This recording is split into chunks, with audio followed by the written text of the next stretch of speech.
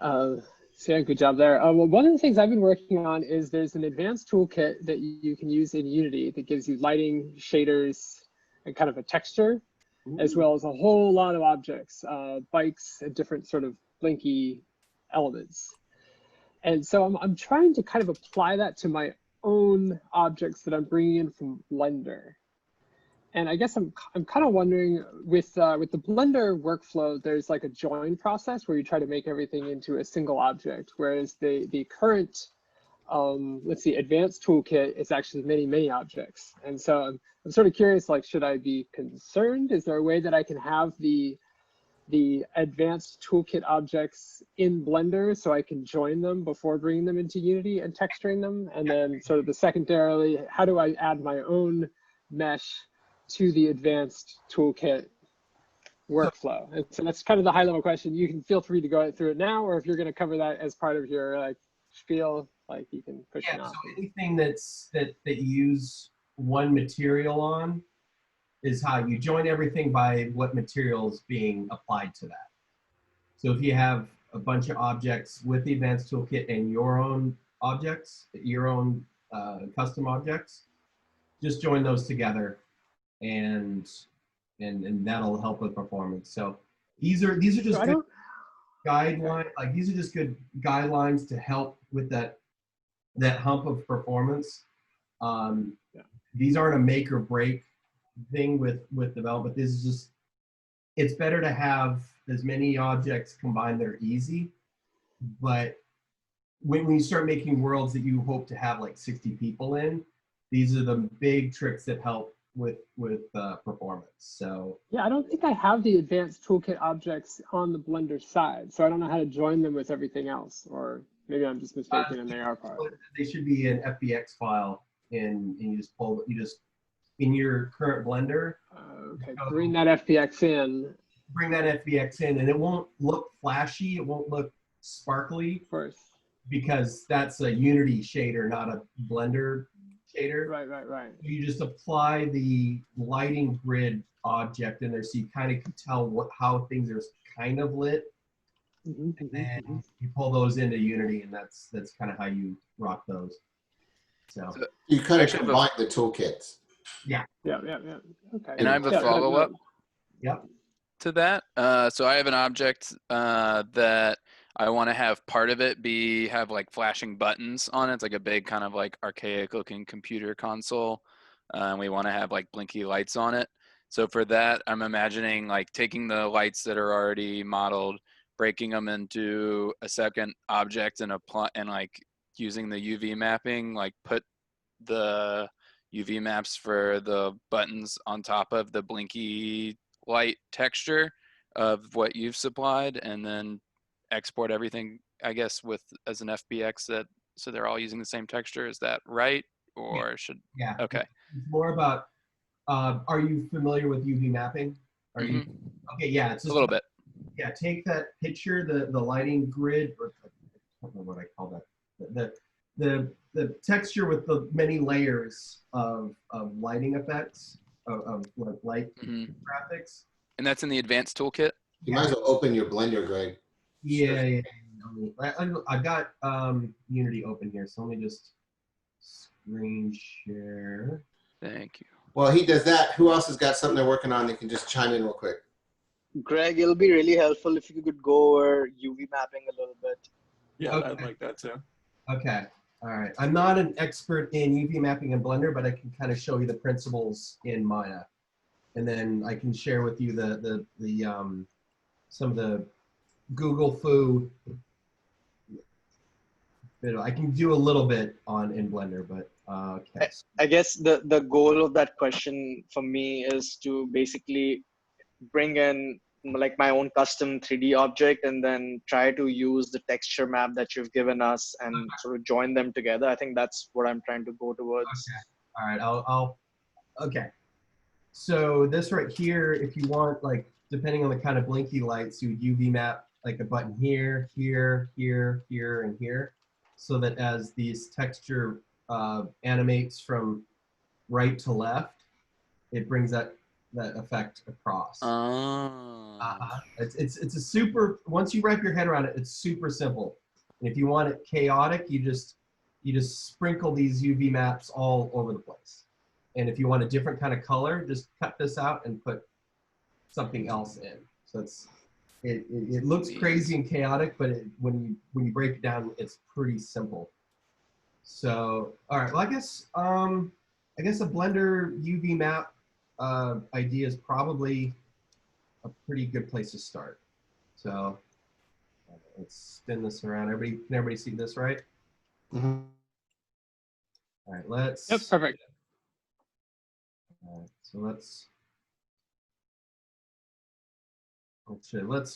focus on review mapping a rug. That'll be an easy way to do this. Okay, so get this out of the way. Okay, so UV editing is how you UV map things. Now there's a lot of different tools in here. So okay, so we're looking at this object right here, and let's see, can I get it where I can open up the? Let's see. There we go. Okay, perfect. Okay.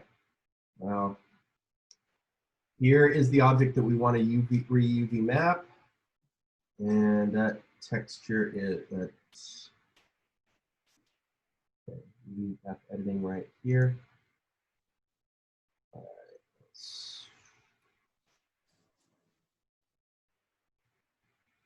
is it showing up? It's on the left, second down, on the left row down. Oh, I got it. Okay, that's what I was doing. Oh, there it is. It selected it. I see what you're saying. Here on this object, and then it's right here. So you see it updating and changing on that side. Oh yeah, that's cool. So yeah, so you can make this a tarp if you want. So same controls apply, the WER keys for rotation, scale, what have you. If you want to get weird with it, you can do something like, let's see. Okay, don't want to get weird with it, you go here, and you can adjust the individual UV texture. That's how you manipulate the UV maps and map your objects. Grab them one at a time and stretch them out. There's a way to do that where you can like automatically unwrap your UVs and do a plane projection. And I can just flat out do that in Maya pretty easily, but that's here it's a little bit different. When you go into UV editing, does the object you have selected just become the shape of what you're moving around in UV editing? So what I did is I already UV mapped all these in Maya. So all these are mapped as a plane, you know, in a plane where there's different ways that you can UV map an object. Okay. Some are like plane where it's like it takes a photo from up above. Yeah. It works for flat objects, but for something like an RV, you have to, I think I have to switch out a layout.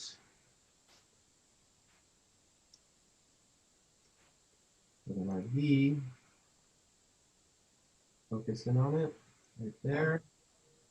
UV editor, and this is the UV editor. Okay, so that one. I think you're still in edit mode. Never mind, you got it. So select there and see here is the UV map. See how it's unfolded? Kind of like that's UV editing. So if I want to change that RV, I take those UV maps and move it around to a different object. You guys kind of that's so when you build, that's why we try to like have everything built in UV map from you guys ahead of time, because it's helpful. You 3D model an object and then you kind of have to model it all over again. Yeah. UV map all over again. So That's how you have control over the polygon and then how the texture is laid out on top of it. Okay. So Greg, if you drop in a new cube or a sphere in the layout mode, and then you have to pick, let's say, a texture from this image, how would we, is that UV mapping process? That's what. Yeah, here, okay, I'm gonna Google Foo you guys this video. I think this might be a good one. Yeah, what you want to do, there's a lot of little tutorials specifically on Blender that are good for, oh, this is from the Blender's subscription page or main page, that'll teach you how to specifically UV map, and it would probably be better for everybody's time if you go to the Blender experts than me. So I'm going to get, where's the chat? More chat. So here is a YouTube link on UV unmapping specifically for Blender. If you want, these are advanced things. So this is getting into the out of the beginner and into intermediate Blender work. So one little thing that I wanted to show you guys. Say now you want to add your own material and it's not on here. Say like you want a repeating brick texture or a repeated metal mesh, or you want a texture that is repeatable that's not on this. It's not on this texture kit right here. But you're gonna have a lot of those objects and you can combine them. So a good resource to start out if you guys are wanting to work on your own models and build more is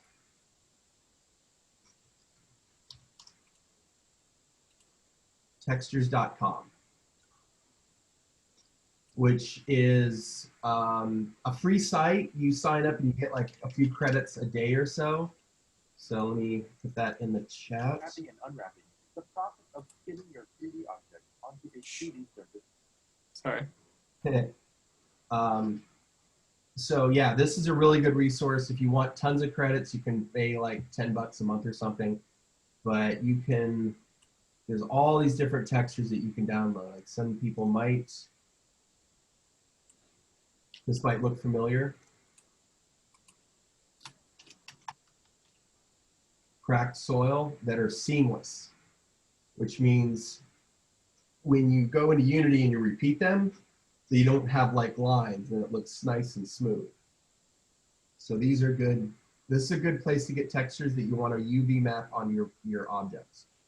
So an example of that, I will go into Unity.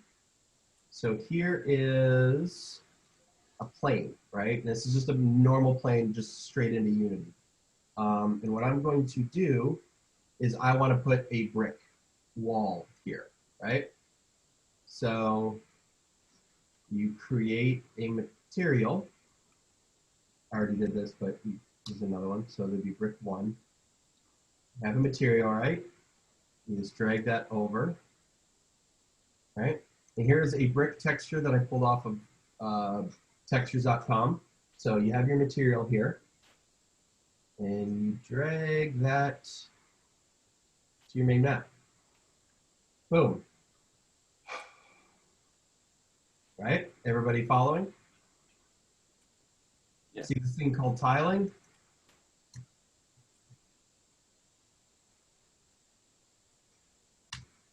It's all tiled. It's a small file, and if you repeat it, it doesn't. You don't have to make a big file that's lower detail that you can just repeat the texture over and over and over again. Can you show that one more time, how you drag the material in Unity? Absolutely. All right, so go back to the default. All right, so in your project, pull it right here, and it's good to kind of keep things organized here. All right, so I'm in my materials folder, right click on my mouse, go to create, and it's also a good idea to just go through and look through all the things you can create in here. So you build a material.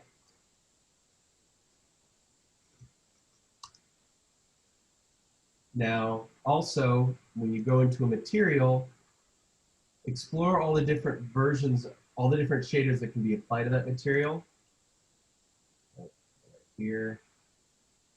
Like these are all different kind of standard shaders that you can work with.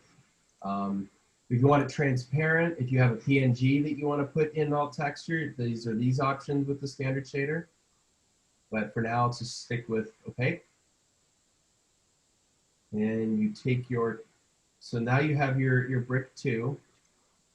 Drag that until you see a plus onto the plane. And then go to your textures, where you put your texture files. So you recognize bikes, toolkit, light grid. Here's the brick texture again.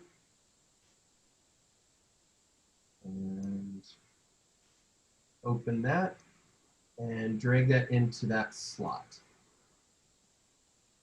And a quick explanation of all the, are anybody interested in finding out what all these do? Or is that? Not right now. All right, all right. That's kind of Lighting, this is a slot just like this that kind of merges on top. So if you drag onto secondary maps, you can blend 2 different type of textures together. So that's cool. And the normal map is the bump, the texture of it. yeah, that's getting into some pretty advanced stuff. That's tricky. I'm not even doing any normal maps on my on our end because it's, so these are a bunch of different kind of little things you can adjust. But yeah, that's how you apply different kind of materials and you put the textures in Unity. So, Greg, I have a question. So in the advanced toolkit, you actually supplied us some shaders that we were selecting, like especially the double-sided ones. Yep. So I'm curious to know, just to sort of push that a little bit further, if we make our own custom shaders and use them, so that's supported in BRCvr, we can use that. I haven't run into any shaders that are not supported in AltSpace yet. Some are more performance heavy than others, but as far as I know, and I can always be corrected at the end, if it works in Unity, it'll work in AltSpace. So yeah, you were free. In fact, there's a couple of shading coder packages out. I like Shader Forge. It's a node-based. Yeah, but there's also, this is a very powerful asset for you guys as well. Take a look at the asset store. If you want to do something, think of what you would call it and put it in here. And there's a good chance that another developer has already made that. And you just buy it for $5. So yeah, asset store is a wonderful way to go and save you some production time. I think that might answer a question I had. This is Alex with Camp Walter. Yeah. We are going to build, some of the vehicles, and they all have the LEDs. Is there a trick widget to get the audio to sync up, or some, to have the lights driven by the audio, so that I don't have to program a light show? Or there is in Unity, but scripts don't apply from Unity into AltSpace. But there's, I just saw this this guy posted something on the Discord. I also recommend, Doug, can you throw a link to the Discord? I think there's a plugin called Reaction, which responds to audio. Yeah, but any scripts going from Unity into AltSpace get scripted out. Yeah. You may have to I think someone was saying you would have to pre-render the audio with the video. In other words, you'd have to have just sync it. Embedded audio track in your world, which could get annoying too. You can animate your lighting, because, okay, let's also do another cool thing. Okay, I'm going to show you guys, if you're interested in that, I could show you guys quick animation setup. If you guys think that might be, actually, let's stick to something a little bit more simple, because that might be another, that's going down a, Understood. Yep. look into animations into Unity and play in there, because to teach the idea of animating in Unity might be a little tricky for now. I want to make sure everybody stays. Okay, so, but yeah, animate. You can animate your properties of a shader and then apply that animation to it. So, you know, throughout time, you can animate like this property going from here to here. So throughout an entire performance, you do a keyframe in the beginning that's white. Then about, you know, a minute in, when the bass drops, you put that in, you know, you animate it to there. That's basically a good way to go, and then it'll loop. So, okay, next question. So yeah, I mean, go ahead, Gene. No, go ahead. Okay, so if we are using a shader, let's say a third-party shader, or we create our own in Unity, then we transfer the FBX file to Blender for baking. Will Blender know what to do with the shader? Okay, so the way you do that is it won't change it in real time, which is why so this material here, this is kind of how I set this up.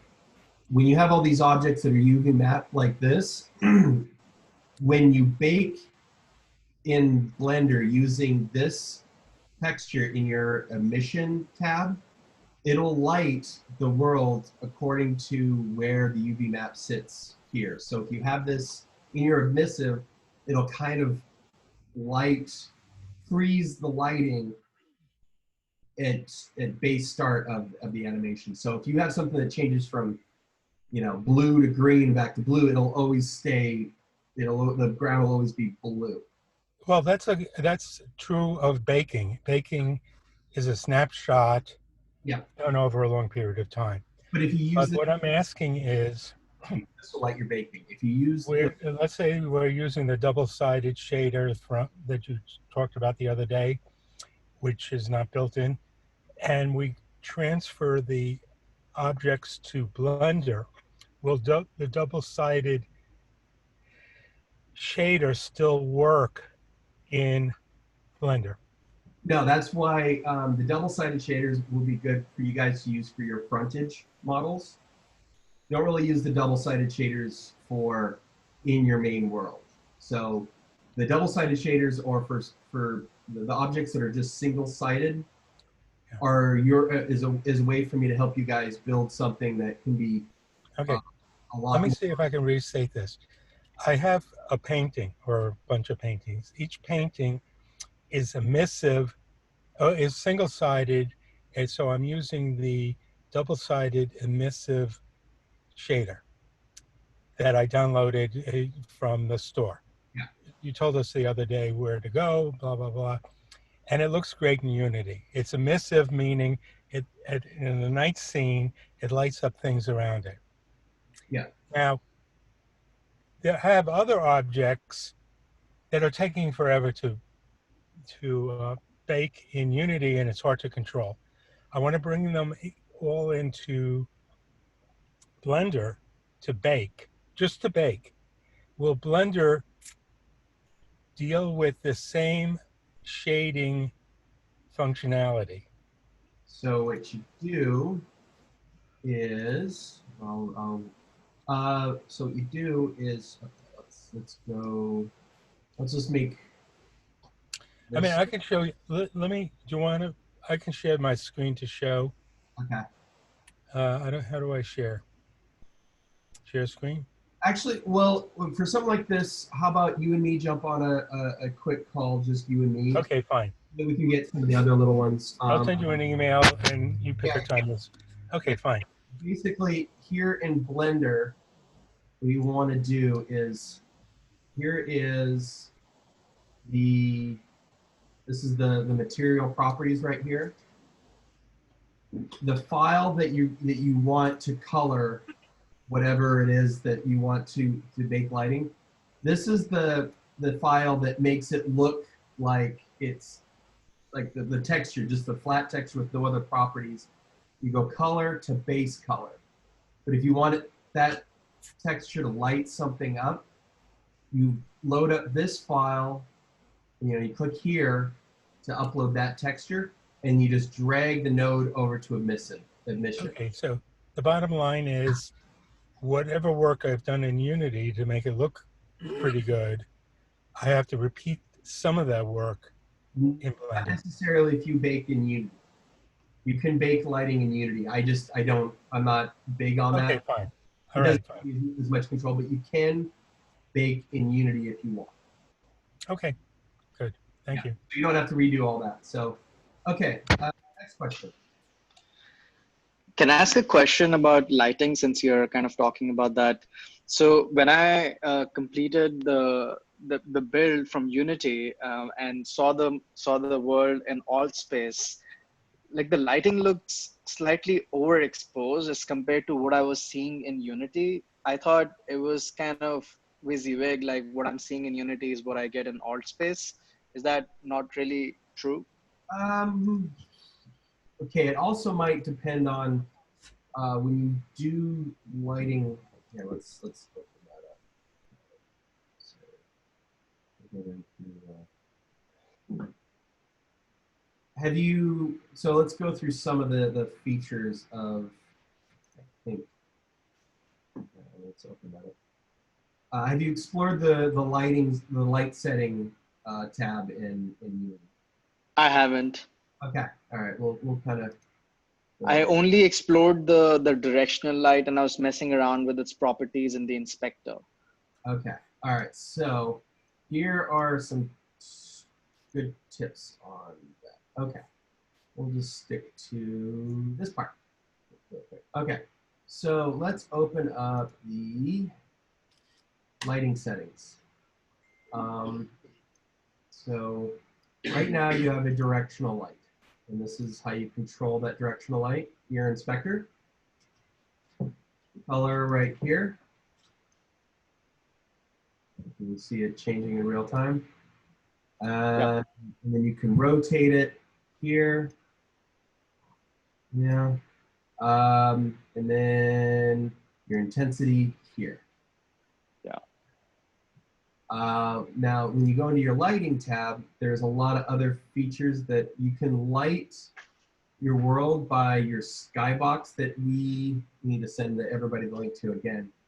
And that basically matches, the lighting will look like light coming in here. So it lights things from the blues, to gray here. There's a bright spot in the sun that'll direct a little bit light. A good thing to do is, this is a quick and easy way to do that. Environment lighting. So this is your ambient lighting. This isn't like your big direct light. This is ambient. Mm-hmm. And so that's the harsh sky light coming down.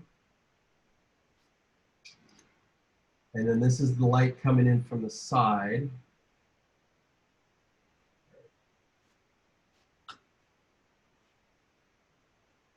And this is, go underneath the tents.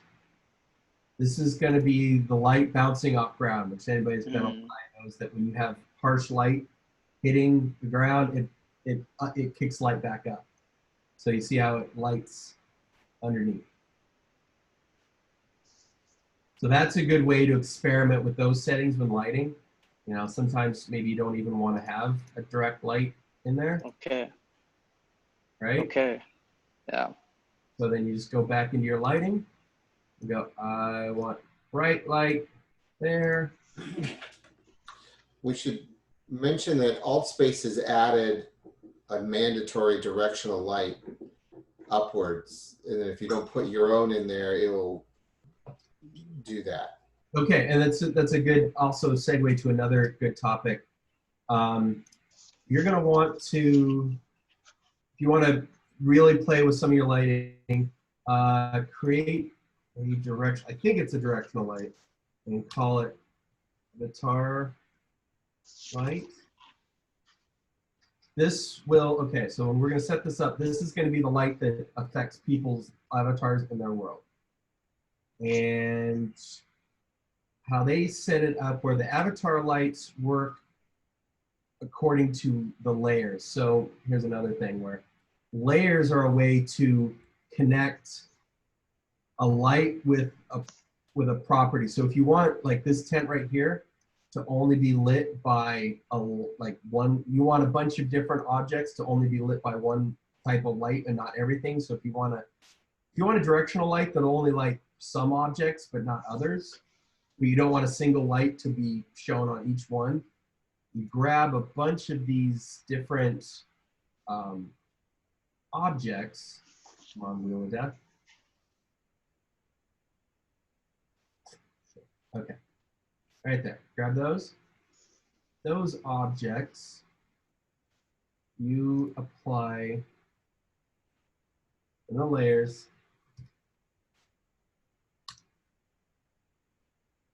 Avatars in AltSpace are keyed off of user layer 15 and 10. So when you make a light that is keyed onto that layer, it won't light the rest of your scene, but it'll light the avatars in your world. So you can have a directional light that's really bright or really whatever. It won't light your scene, but it'll light the avatars in your scene. Everybody following along? And did I lose anybody? Interesting. So in that light is basically going to be tied to each avatar, and it's going to be lighting them up, not anything else. Yeah.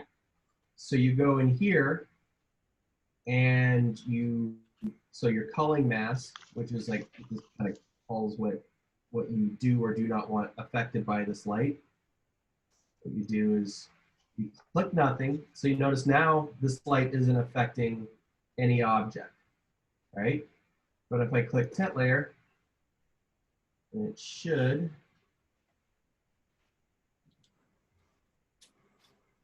see, I made this tent. I go over here to your layer right here. Everybody following me? Everybody got it? You click on layer, and then I called something tent layer. And now that directional light that I put in only lights those tents. Cool, that makes sense. So I'll go over one more time how to create a layer. You go here in add layer.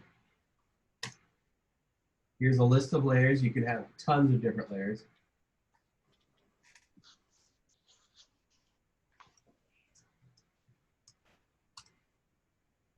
Second tent layer. Duplicate that one. So this is a second avatar light that's on 15. Go in the culling mask, clear it out, apply a second tent layer, and then select these two and put them to that. So this directional light affects these two, and this directional light affects those two. And that is how you light your avatars. But you can also apply this idea to a lot of different parts of your world. So if you have a couple of different objects, you can do something like animate this light right here. So if you want to do like a club look, you animate this directional light. See, it's a good way to make those blinky. So another thing is when you go into the directional lights or into animation, the learning animation processes, that's a good way to do that. Cool. Greg, can I ask one more question of this? Yep. So one of the things that I also noticed is that shadows were missing in my world completely. Yep. So to render a shadow is another draw call off an object, which will be very hard for the headsets to render. So for basic shadows on the ground, that's why we're trying to get people into baking their project. If there's one super hack that you can do, it would be So in Unity, I do see the shadows, but in Altspace, I don't see the shadows. So is there something that's happening where they're? Nope. No, that's the way it's supposed to be, because Altspaces disable shadows because it you can bake shadows, or you can do something like this, where I'm going to do a quick and dirty version of this. You put an object underneath it, and create a material.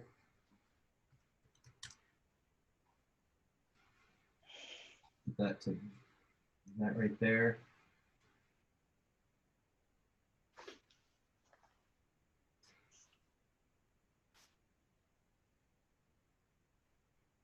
Right there. You go into the shadow.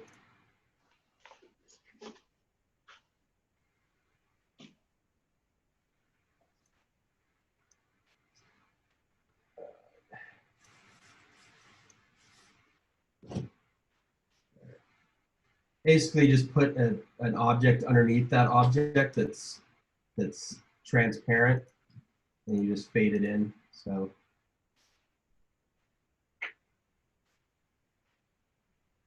See if I get that.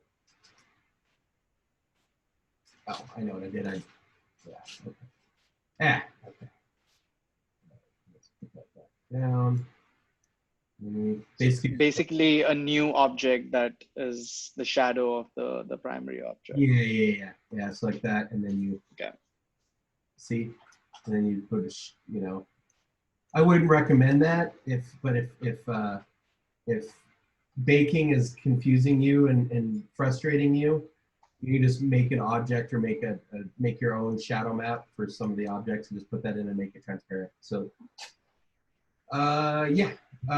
one more question that I want to go quickly over how to make a skybox. Do light probes work in Altspace? I haven't played with that much. I've been mostly focusing on shadow baking, but I believe they do.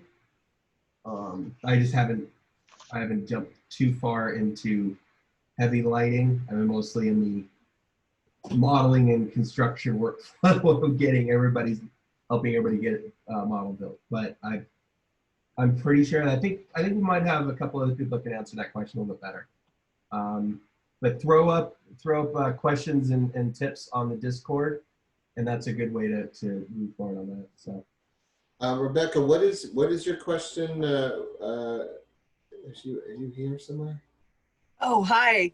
Yeah, so basically I'm trying to get folks from, Blue Light District kind of engaged, and based on the timing and my knowledge of Unity and my friends' availability, I just don't have a whole ton of time to do, a lot. And so I thought I would ask. I know I'm 99.9% sure the answer is no, but I don't know how this is working on the back end. So I see like all this Unity stuff is great and I can work on my own thing. But I thought, if I have friends, I could get them to use the Altspace builder. It's just, it is what it is. If someone wanted to use the Altspace world builder and send you a link, through your artist submission and do that, is there any way that there could be a portal sort of approved to an Altspace built world?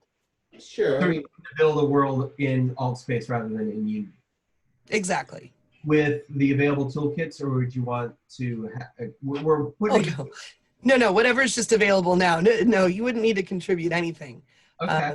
I mean, technically, it would work. Like basically, you can make things with the kit, and pretty much what we really care about is just get your experience on Playa and working and efficient enough that when people, like 60 people, we're just assuming that every world, I mean, it's not true, but we want to go with the belief that everybody's camp is going to be rocking and kicking and 50, 60 people are going to be in it partying all the time.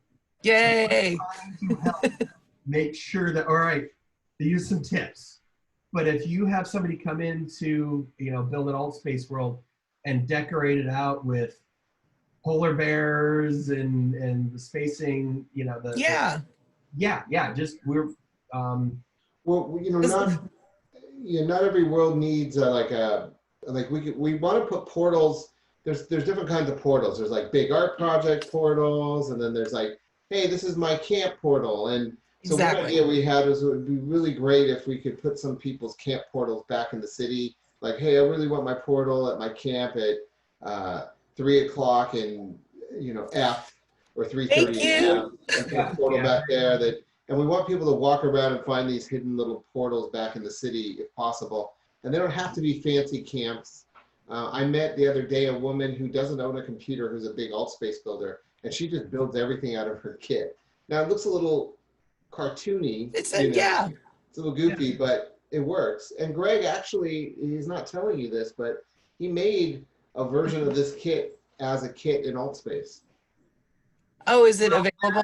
Well, not this kit, an earlier kit. Earlier version. Was there camps? I've seen Viking camp. I've seen all kinds of great stuff. Yeah, we're still trying to figure out exactly what we want in the BRCvr toolkit, because if you download something, you download the whole file, and we want to make sure that people aren't just going, well, I need this 2x4 board from the kit.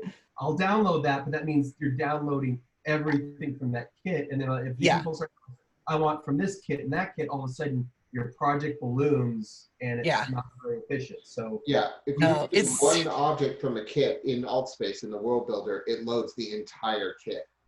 So if you grab one little thing out of a kit in alt space world builder, I saw that. It's like a mega. So, but thank you so much. I really appreciate knowing that, because I had already started on for a blue light district, you know, like a 20 year retrospective, and you know, thinking of putting in just like the yearbook folks did. So something similar, and I'm like, oh, it would be so great, and people could pop in, and I could get because they're I'm trying to get them all on board, and touring people around. Mostly with this process is just help everybody get the base, because we know people are gonna once they find out about the kits that you can build, they're gonna start throwing all sorts of things together, and more the merrier. There's a lot of fun stuff. I put it like all over Facebook and Twitter. So anyways, thank you so much. I have a follow-up question about the artist projects, and how does that kind of integrate with this camp that you're, the sort of bigger city that you're making? Okay, so we have like the theme camps, and then we have like main playa. So we have on main playa will be a lower poly version of the art pieces on main playa, and some art is purely like just a structure with no real interactivity. That's just how it'll live on main playa. But if there's something more to that story, then we'll put a portal in front of that, and then artists can make a massive experience dedicated to their interpretation of what they want to convey with that art piece. Okay, great. Yeah, that's what I want to do. So I because I'm a developer, and I know I'm most familiar with A-Frame itself, so I was like, okay, I may as well just go with what I already know. So my plan is to set up a functioning alt space world. My question, I have a technical question about that with the avatars. Do you know if the way that it kind of works is that you have like your model, and then the alt space system kind of injects avatars like on top of it, and so that you have like a social space? Is that what's happening? Yeah. Okay, that's great. And alt space has objects you can take out of their world and spawn on top of your uploaded world, but your uploaded world is locked. Yeah. So one thing, like, we can do some custom textures, but we're trying to get artists to lean in as heavily as possible with using our BRCvr toolkit texture in the creation of their art, because we're trying to get, we don't want to have 50 different artists sending their model, each using 50 different textures of plywood. Okay, yeah. So we've tried to make that texture as all-encompassing as possible. Okay, so the idea would be that whatever is the sort of portal or space in the main Playa world, that will be a really efficient Yes. thing that uses the kit. Yeah. Very, you know, and then that goes to the other Yeah. crazy experience. And there may be portals that don't have a physical space in the main. Like there's going to be portals that just go to a world without having a facade, a low poly facade of it. Just, you know, we're thinking of putting portals at 9 o'clock, 3 o'clock, and like collections of portals that are like, you know, easy to find art projects, but spreading others out. So it'll be messy, just like Burning Man. Okay, great. Looking forward to it. All right, another question. I think I'll take one or two more before, because I think we're getting some good questions in here, and then I'll end with skybox creation, and then we're good to go. So one or two more questions. I have one quick one, or maybe two quick ones. You mentioned that pretty much every shader you've been working with is supported in AltSpace. Do you know if visual effects from like VFXgraph are supported within AltSpace? Send me more information about that. I'm not familiar. I believe that post-processing effect and VFXgraph are not, because anything that goes on the camera. Okay. Because AltSpace replaces your camera with their own avatars. I would have loved to have been able to have a camera that has a longer draw distance, but thankfully their default is just enough for the end of Burning Man Playa. Just barely. But we can't really affect or customize their avatar, their camera setup on our end. And then the second one I had was with I know that in the Discord people have been talking about as a way to like fake interaction using like the level of detail hack. Are like an actual level of detail like mesh thing, is that necessary for objects with it, like with us building our AltSpace worlds? Like should we actually build like real LODs for things, or it's not really an issue we have to worry about? Are you talking about performance with level? That all depends on what you're building. Okay. I am, because it's freaking Playa and it's massive. So if you are looking to go into something as big as that, that would probably be, like on mine, I have to have a level of detail where when you're close up, all the RVs have tires, but when you're far away, tires have been deleted. Yeah. So that's on you. That's on you. If you are familiar and you know what you're doing with LOD, but I think with the amount of objects, and you'd have to make a pretty detailed world if you combine everything down to specific objects.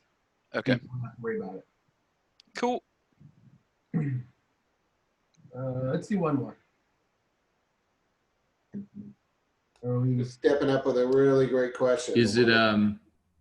Hello, can you guys Matt. hear me? Hi. Yeah. Hello. Oh wait, let me turn video on. So is it possible to have portals within portals? Good question. So follow up, yes. Yeah, so one of my dream ideas when we were like things that I was kind of kicking around is I would love it if, okay, so we control main plot and the portals from main plot to all of your worlds. You guys, now that we've taught you and shown you how to build your own Playa worlds, are the masters of your own space. So say you have a theme camp, and you have all these camp members in your theme camp.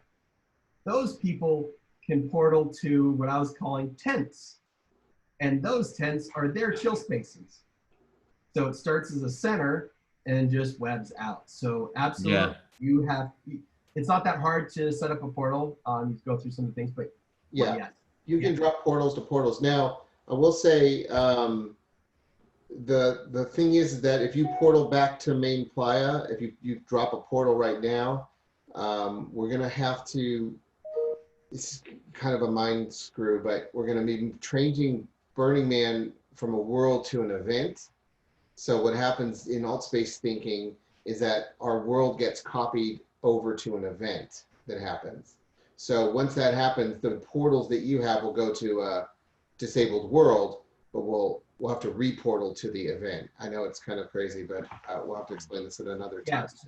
So if you have Is that only if we do a loop? Is that only if we go like portal to portal, then back to Playa that problem occurs, or is it's not a problem. It's anytime that happens? It's just that when you create an event in AltSpace, it makes a copy of that world and then makes it an event. So someone could technically go back to your main world and see nobody there, but if they go to the event version of the world, there'll be a party there. So we're going to, and for a lot of reasons, we need to convert the main world to an event. So it has front row, so it can handle overage and create other instances and all this other crazy stuff. So when you make a portal back to our world, we just need to make sure you make a portal back to the event version of our world. I know that sounds okay. We'll talk about this more later. And I'm having a how to throw events thing on Thursday. Okay. One last follow-up question with this. When we portal out, could we portal at, is there a 360 video player that we can do? Okay, so can we portal to like a 360 video, like yes. where someone goes into like because we've got a 360 camera and we could literally take 360 video of people in the tent partying and they can portal into that. That's what we're thinking. Yeah, so this is a good question. This is something there's 360 degree video and then there's 360 3D video. We're working on a world right now to serve, the answer is yes, but it's a hack. It's an MRE. You're loading it off. You can load that. You could actually create a 360 degree bubble that you load video off YouTube and create a YouTube playlist. Yeah. And it'll create that one. So the answer is yes. I'd have to show it to you. Okay, great. It's great news. A custom MRE thing we're building. Okay, that's great. Thank you. All right, I think I might take a couple more questions, and just what I'm going to do is I'm going to post a how do I make skyboxes directly from the Unity documentation, just because I think this is a pretty, so here is that documentation of how to go through and document, how to go through and build your own skybox. So I think that would be that's an easy question just to answer. And look it up also on YouTube is a good place to look for it. So yeah, let's do a couple more questions. That was the last topic I wanted to make sure you guys had. All right, so everybody kind of knows where I'm at. I've jumped into my world, my universes, and then the worlds that I've created. Everybody following along where I'm at with that? Okay, you go in, edit. So when you're in your world, when you're in your edit world page, click on this. Why is it not? Okay, oh, there we go. Okay. Hover over that, and that explains to you how to program in what you can let people do in your world. So it automatically grants one or more people these roles. So you can turn on Megaphone so that everybody can talk at full volume over everybody else.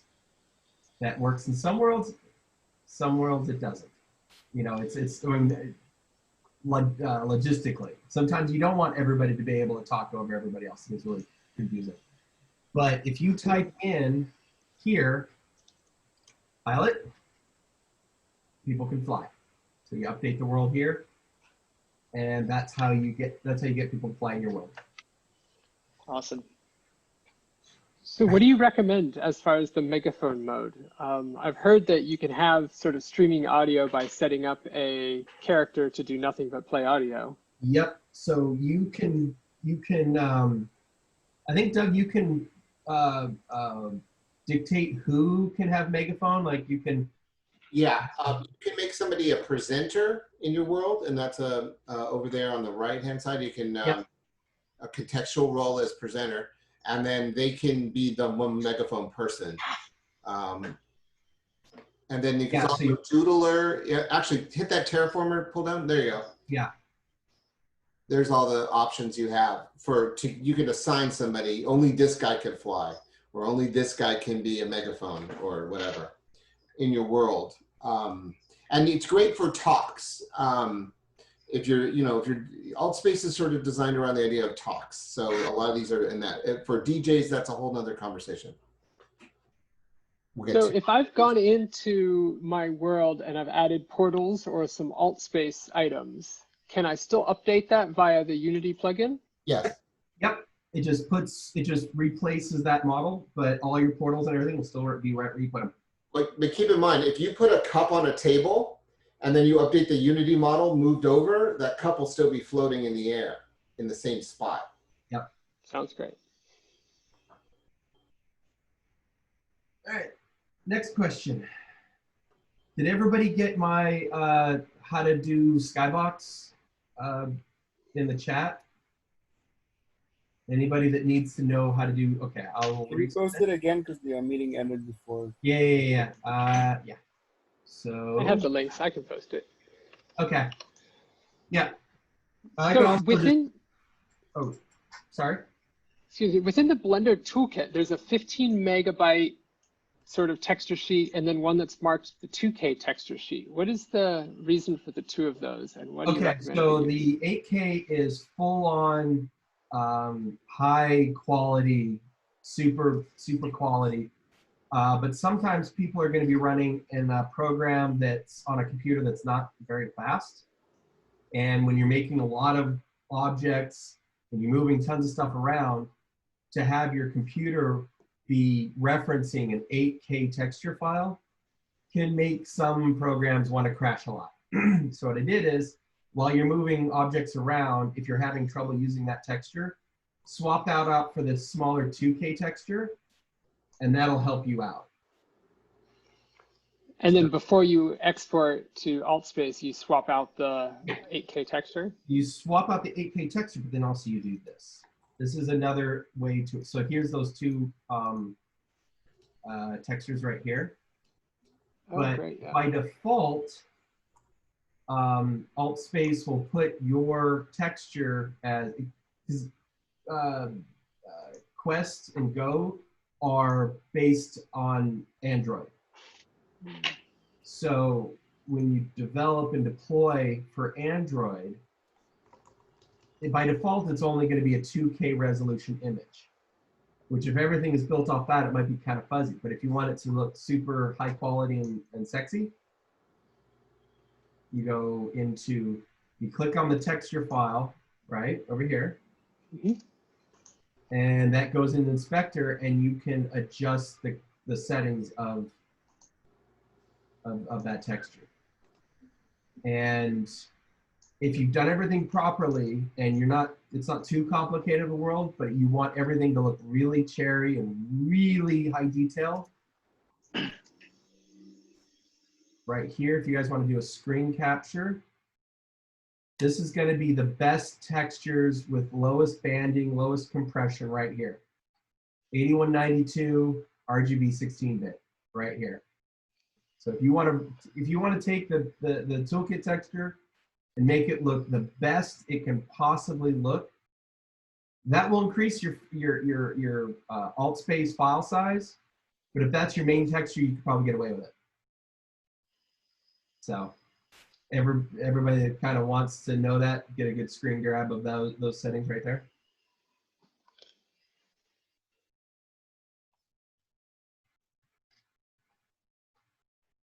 And that also works with skyboxes as well. Any texture that you bring in, you can go in here and adjust and fine tune and tweak those settings. So, next question.